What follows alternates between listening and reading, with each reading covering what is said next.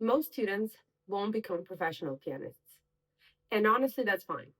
As someone who spent years playing and now teaching, I can say this with full confidence. I would do it all over again for three reasons only.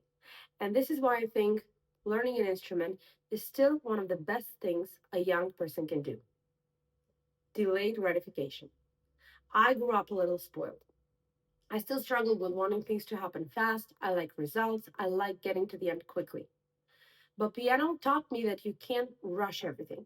It just doesn't work that way. When you start a new piece, you're walking into something unfamiliar. It's frustrating at first.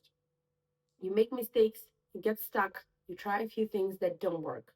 Then you experiment, you keep trying, and eventually it clicks. It is a completely different pace from the rest of the world. And that's what makes it valuable. In a time when everything is instant, messages, videos, search results, having something that forces you to slow down and work for a result is a superpower. And that skill, being okay with things taking time, is one I still use in every part of my life. Emotional expression. Our daily lives can be boring, a lot of routine, a lot of going through the motions. And while that's normal, it also leaves you craving something deeper. And that's why we watch movies to feel something, to experience stories bigger than our own, to cry safely, to get angry for a reason, to feel thrilled without risking anything real. We're looking for intensity, for release, for meaning.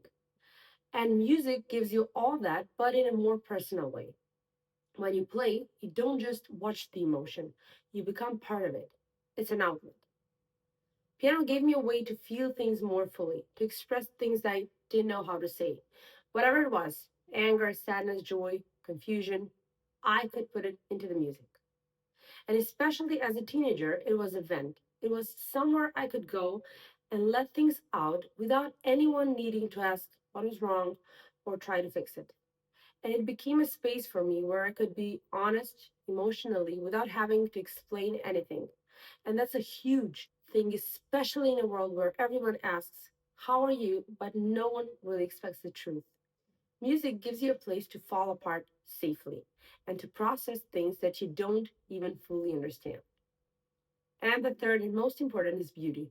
We don't talk about this enough, but kids need to experience beauty. They don't need just entertainment or distraction, but real, structured, moving beauty.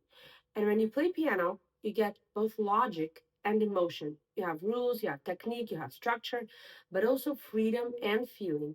And it's this mix that makes it so satisfying. And when the world feels chaotic or overwhelming, going back to something that's ordered and expressive at the same time is grounding. It reminds you that not everything has to make sense right away, but there is a sense to be found. And that kind of experience sticks with you. Now, as a teacher, my priorities have shifted. I don't care if a student becomes a professional pianist. Of course, I want them to do well, but that's not the main goal. What matters to me is who they become through the process. If they learn to be patient with themselves, if they find a healthy outlet for big emotions, and if they come to appreciate real beauty, even just a little, then I've done my job.